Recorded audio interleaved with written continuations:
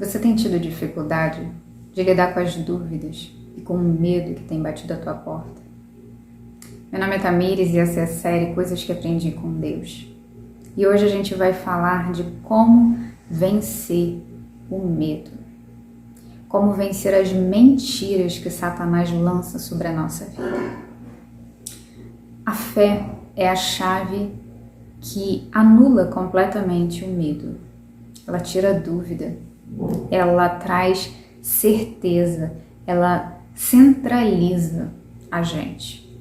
Mas muita gente escuta falar sobre fé, mas fé é fé em quê? É possível ter fé somente na palavra de Deus? O que é fé? Fé é a certeza daquilo que eu não estou vendo, mas eu espero. Fé, às vezes, é gerada por um sentimento, por uma emoção, pelas circunstâncias externas.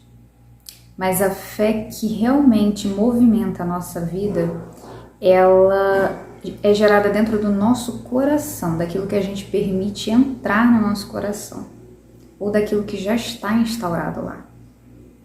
Vamos lá. Como é que eu venço uma mentira? Comparando essa mentira à verdade. Tá, mas o que é a verdade? Se você crê na Bíblia, a verdade é o que está escrito lá. A verdade é a palavra de Deus. Então, a partir do momento quando eu estou sendo atacada por um pensamento que está dizendo para mim que eu não posso, mas a palavra de Deus diz para mim que eu posso todas as coisas naquele que me fortalece, então aquele pensamento é um pensamento mentiroso. O que eu vou fazer com ele? Vou falar assim, olha, eu te rejeito. Eu renuncio a tua ação na minha vida, porque a palavra do meu Deus diz que eu posso tudo naquele que me fortalece. E o que eu vou buscar fazer? Eu vou buscar me fortalecer no Senhor. Por quê? Porque se eu não fortalecer a minha esperança, a minha expectativa no Senhor, a minha fé ela vai ser fraca, ela vai ser frágil. Tá, mas como é que eu faço para fortalecer a minha expectativa, a minha esperança no Senhor? Contemplando. O que é contemplar? Contemplar é ver com a mente.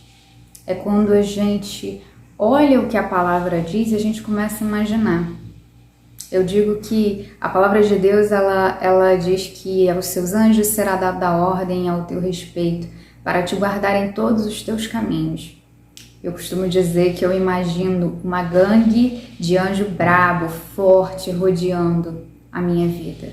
Eu realmente imagino só aqueles anjos, sabe? E tem uma outra palavra que diz que um único anjo foi capaz de derrotar 185 mil homens. Um único anjo. Então eu fico imaginando, gente, se um anjo derrotou essa quantidade inteira, imagina o que 3, 4 anjos ao meu redor vão fazer. A palavra também diz que Deus ele nos circunda com um escudo. Você já parou para imaginar isso? Deus ele fazendo ao seu redor um escudo. Isso não significa que ele vai privar a gente de atravessar situações, até porque o escudo ele só é necessário diante de uma contrariedade, de um problema, né? Se a gente não tivesse nada tentando invadir dentro de nós aquilo que é mal, aquilo que é nocivo, a gente não precisaria de escudo, a gente não precisaria dessa proteção. Mas a palavra também diz que quando a gente passar pelo fogo, a chama não vai arder em nós. Ou seja, ela diz quando a gente vai passar. Não é se a gente passar, é quando a gente passar. Mas quando isso acontecer, a chama não vai arder em nós. Por quê? Porque ele promete estar conosco. Então, peraí, quer dizer que eu tô nessa situação aqui que tá pegando fogo o negócio. Tá parecendo que eu não vou ultrapassar essa barreira. Mas Deus falou para mim que quando eu estiver numa situação como essa, eu vou passar por ela e eu não vou ser queimado por ela. O que geralmente acontece nessas situações é que o que é mal dentro do nosso coração, aquilo que que não é produtivo em nós é que é consumido através dessas experiências. Deus, ele usa as adversidades para moldar o nosso caráter, para mudar as prioridades do nosso coração. Então, toda vez que eu paro para prestar atenção no que a palavra me diz e medito sobre aquilo, todas as vezes que eu trago para minha mente a contemplação, eu começo a imaginar, eu começo a visualizar o que a palavra está me dizendo, eu estou criando dentro de mim um sentimento. Por quê? Porque o nosso cérebro, ele não faz diferença entre a nossa visão natural e o que a gente vê na imaginação. Então, quando a gente olha com o olhar da fé, o olhar na nossa mente, a gente vai gerar um sentimento a respeito daquilo. É que nem quando a gente imagina que alguma coisa errada vai acontecer. Eu tô sentindo que vai dar alguma coisa errada. Por quê? Porque tem algum pensamento ali trabalhando, trazendo medo, gerando dúvida, algum sentimento, alguma intimidação, tentando roubar a tua fé em Deus. Tentando fazer com que a sua fé seja colocada no medo. A sua crença, a sua esperança, a sua expectativa. E sempre que a gente se observar andando sobre o medo, significa que a gente não está agindo por fé em Deus. A gente está tentando defender a nós mesmos, a gente está tentando se proteger de alguma coisa. E sempre dá errado, por quê? Porque a palavra diz que quem faz isso se faz maldito, porque está confiando na própria força. Então a gente precisa estar sempre se observando, peraí, até um ato de bondade, eu estou fazendo isso por amor? Ou por culpa? Ou por medo? Ou por pena? Qual é a raiz? Qual é a base dessa minha ação? É uma base certa?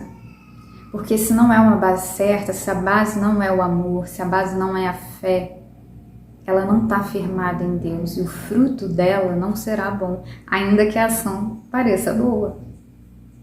Então a gente precisa observar. As nossas palavras também denunciam bastante o que a gente tem alimentado no nosso coração, né? A boca vai falar daquilo que o coração está cheio.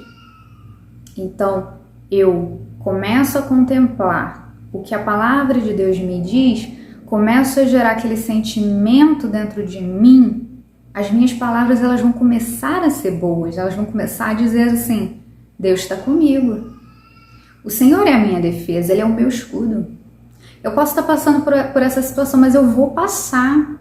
A palavra dele diz que eu vou chegar lá do outro lado, mesmo em meio à tempestade. Por quê? Porque eu estou visualizando, eu estou criando aquilo dentro de mim. E aí quando a gente olha para o lado de fora, a gente diz, não, peraí, isso aqui é uma mentira. Eu não vou acreditar nisso aqui. Eu estou no meio da guerra. Parece que tudo está dando errado. Aí vem a palavra dizendo assim, todas as coisas cooperam para o bem daqueles que amam a Deus, daqueles que são chamados segundo o seu propósito.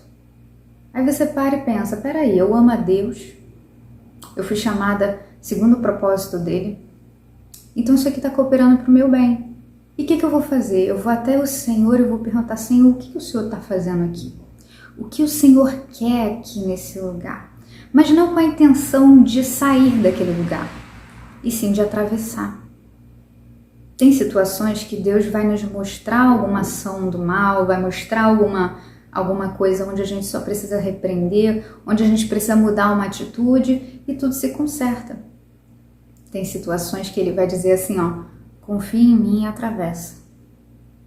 E a gente só precisa adorar diante dessa situação. Por quê? Porque a palavra dele diz que Ele é o dono da guerra. Ele põe fim a toda a guerra no tempo certo. Ele diz, aquietai-vos e saber que eu sou Deus. Ele é o Senhor.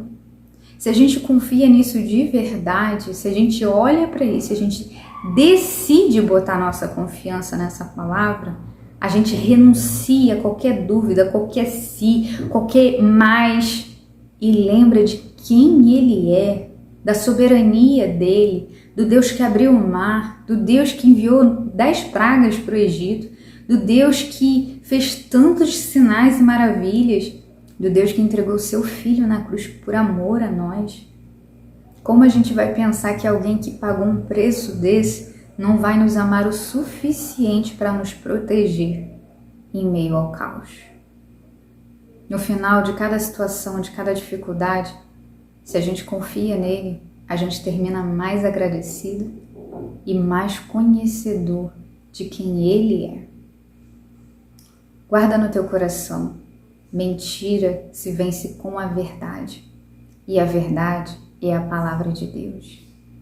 Deus abençoe sua vida.